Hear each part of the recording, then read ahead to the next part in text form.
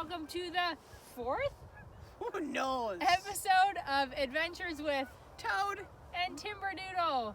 We're back in the wetland because it's like a magnet this time of year. You have to come back to the wetland. And it changes daily. Daily it does. I just saw my first shorebirds of the spring. Yes. I don't know what they are. I find them very confusing. But behind us, you can possibly see some of the pelicans that are using the wetland kind of like a motel or hotel. This is their stopover for the night. And right now they're kind of soaking up on the free breakfast and just using the pool a little bit as well. And they'll just spend a few days here before they move on.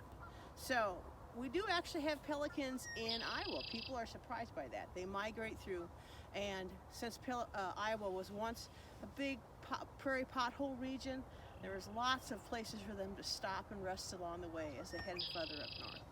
So wetlands are important for a lot of reasons. Locally, they're important. They help filter out the water and help mitigate some floods, but they're also important for our migratory birds like the pelicans that use this just as a stopover to help them continue on their journey. So they're important locally and kind of countrywide, worldwide as well. There's more biodiversity in wetlands than there are in tropical rainforests. Isn't that fantastic? Mind blown, mind blown. Awesome. We'll post a few more questions later. Goodbye.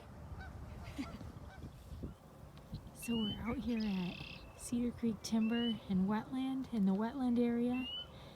And out here on the pond, you can see we have a lot of wildlife sitting on the cattail there that just called as a red-winged blackbird. We've got American pelicans, blue-winged teal that just landed on the water. There's a pelican flapping its wings. Hey, Timberdoodle, Yes, Toad. what happened to all the cedar trees out in this prairie area? Well, this is an example of one of the guys' projects. So our prairie area here has gotten overgrown with cedars because this is a hard area to burn because it's so wet and low. It's difficult to get equipment back here. So they would like to burn it more often. It doesn't always work out that way. When it's not burned, then cedar trees and other shrub trees start growing in the prairie. The guys worked on this project this spring, and they cut down all of the cedar trees that they were able to do, which this is just a small portion of them. If you drive by along Highway 34, you can see how much work it really took them to do. So they took all these out, and they're hoping to get it back to be more of a prairie. One of the cool things that Toad found are these two goldenrod gulls. Gotta say that a bunch of times fast.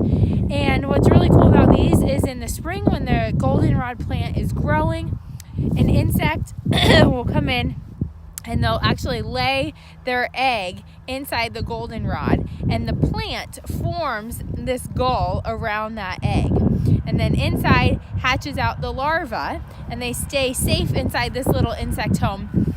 And if we spin it around, you can see an example of a downy woodpecker that has been searching for a little bit of snack. So they were going in here seeing if they could eat that.